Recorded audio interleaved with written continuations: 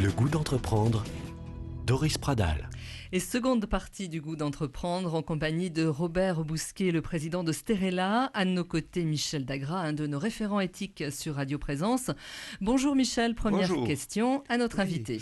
Oui, tout à l'heure, Doris Pradal était très impressionnée par l'expression serial entrepreneur, parce qu'elle avait certainement dans un coin de son esprit serial killer. Forcément. Voilà, évidemment.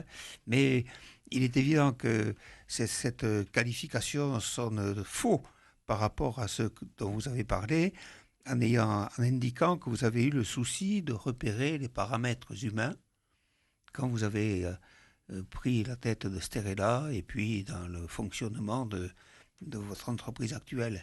Est-ce que vous pourriez nous déployer un peu plus ce que vous entendez par paramètres humains ?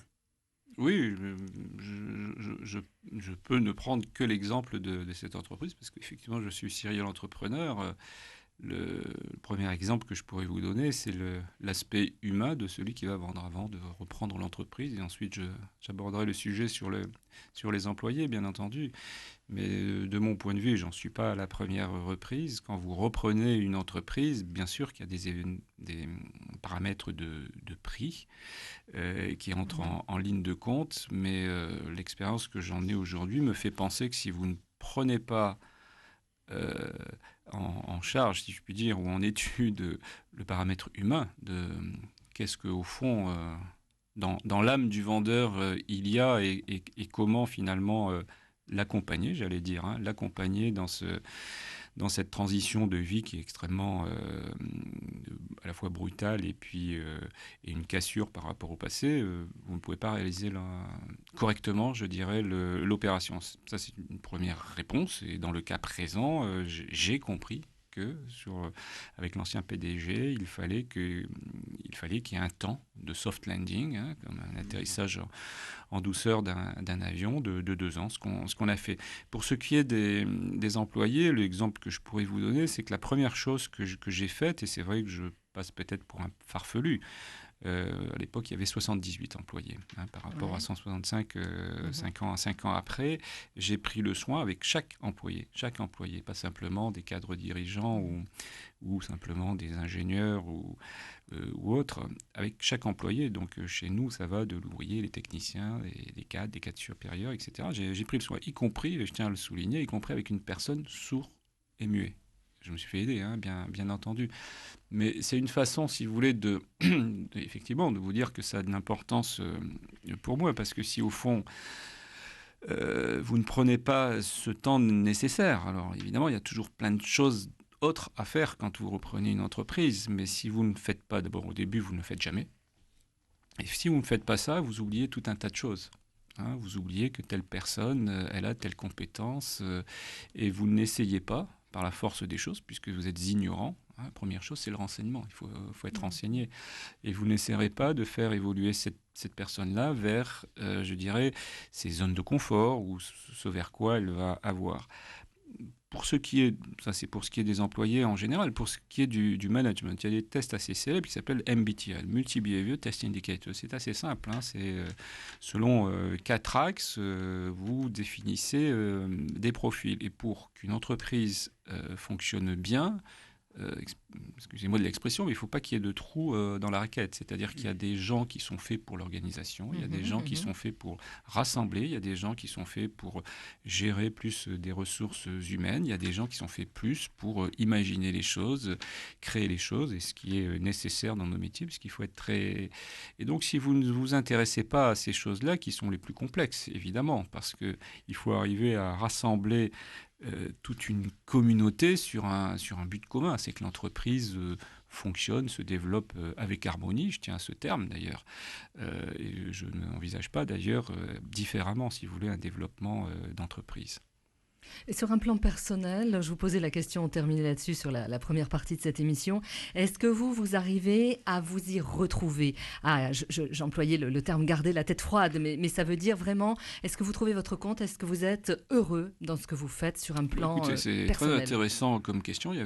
J'étais hier à Paris et dans l'avion, il y avait un reportage qui exprimait que 53% des gens n'étaient pas heureux dans leur vie professionnelle, vie amoureuse, vie personnelle, etc. Moi, je fais partie des 47% et je pense que je suis dans les premiers. Vous voyez, si c'était, s'il y avait un pourcentage plus faible, je pense. Non, je suis parfaitement équilibré. Et mon équilibre, alors effectivement, vous me dites, est-ce que je peux garder la tête froide complètement.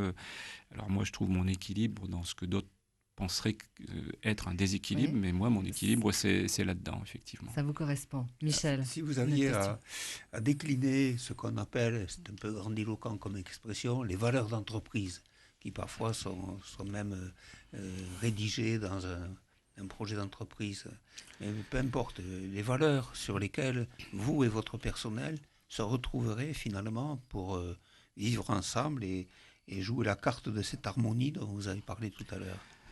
Je pense qu'il faut des valeurs de franchise. Moi, je suis quelqu'un de très franc et très direct. Quand j'ai des choses à dire, je les dis, fût-elles en assemblée générale, et fût-elles quand je sais que ça va peut-être des fois heurter, mais quand au plus profond de moi, je les pense, je les dis. Donc, il n'y a pas de surprise. Quand tout va bien, il faut le dire de la même façon. Donc, je fais partie des gens qui, quand je suis content, je le dis et je le montre et je le prouve également.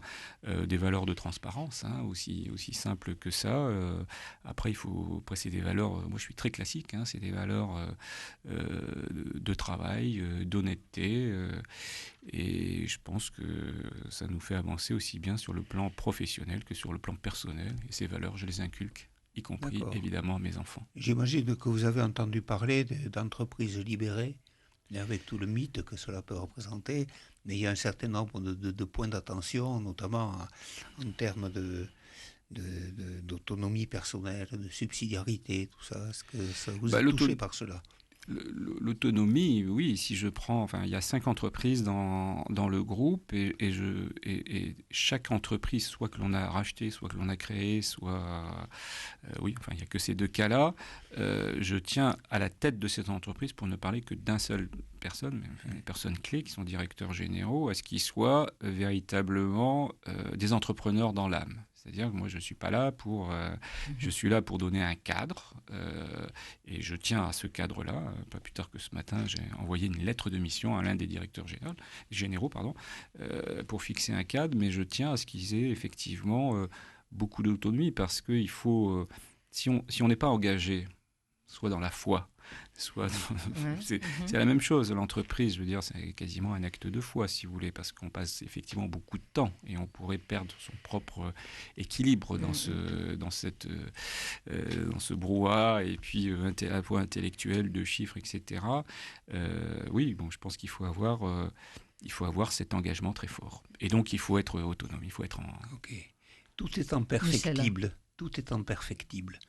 vers quelle direction vous pensez que vous auriez à évoluer ? Il y a 2 axes, sur lesquels il faut qu'on évolue, mais où on a déjà pris un bon chemin, mais qui ne sont pas faciles. C'est le chemin du changement. C'est à la fois de l'innovation, où c'est peut-être le plus facile dans l'esprit français, parce que les ingénieurs français sont très bons et très innovants. Et ensuite, c'est le chemin de l'international, qui des fois fait peur. Et moi, je suis né sur un continent, j'ai vécu en Allemagne par ailleurs.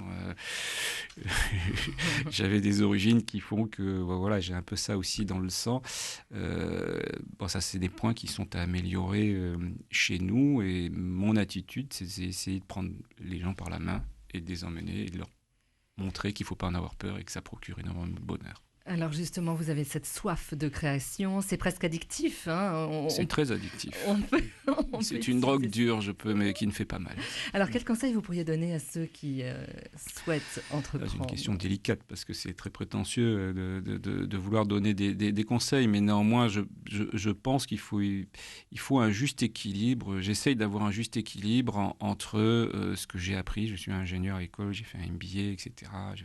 J'ai fait 4 formations, donc ce côté, je dirais, un petit peu technique. Il faut bien faire fonctionner son cerveau gauche, le cerveau analytique. Il ne faut jamais oublier son cerveau droit. Je ne l'oublie jamais et j'en ai longtemps souffert étant jeune. Et je pense que c'est ma plus grosse force aujourd'hui que de savoir écouter ce cerveau droit. Cerveau gauche, cerveau droit, cerveau gauche, cerveau droit, mais il y a aussi le cœur. Oui, c'est la même chose. Oui. Ça. Le cœur, il est fortement lié au cerveau droit. Donc. C'est ça, oui.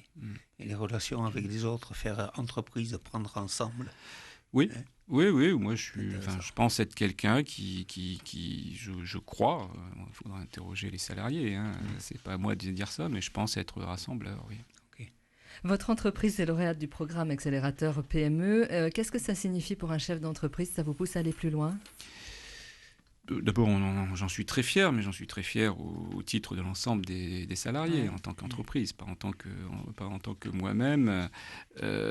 Oui, ça nous pousse à aller plus loin, ça légitime, si vous voulez, ce que j'ai envie de faire, effectivement, de développer l'entreprise, non pas par des envies de mégalomane, je ne pense pas l'être, mais parce que je pense qu'on est dans un monde qui bouge énormément et il faut avancer. Je fais partie de ces gens qui pensent que si on n'avance pas, on recule. Il n'y a pas d'état stable dans l'industrie ou dans la vie des affaires à l'heure actuelle, parce que tout va beaucoup plus vite. Et il faut savoir s'adapter, aussi bien à l'international qu'au niveau de l'innovation. Et je vous ai donné une anecdote dont vraisemblablement c'est celle d'un magicien qui me disait que c'était de plus en plus dur aujourd'hui de devenir magicien. Je lui disais, mais pourquoi c'est de plus en plus dur? Il me dit, parce que les enfants comprennent de plus en plus vite ce qu'on est en train, les tours de passe-passe. Et je trouve que ça m'a un peu marqué ce que cette personne m'a dit. Et je trouve que c'est vrai dans le monde actuel, que ça soit le tourbillon d'informations que l'on a à subir. 24 heures sur 24. 24 heures sur 24, ou que ça soit dans le monde de l'entreprise. Oui. Tout va beaucoup plus vite. Si, en reprenant ce que vous disiez vous-même, on disait par exemple réussir en rassemblant. Est-ce que vous vous retrouveriez dans cette formule? Oui, certainement, oui. Oui, réussir tout seul, ça ne m'intéresse pas, clairement. Ce sera le mot de la fin. Merci. Merci à vous, messieurs. Merci. Robert Bousquier, la société Sterella. Merci Michel Dagras. Merci à vous de nous écouter sur Radio Présence. Vous souhaitez nous joindre, entreprendre@radioprésence.com.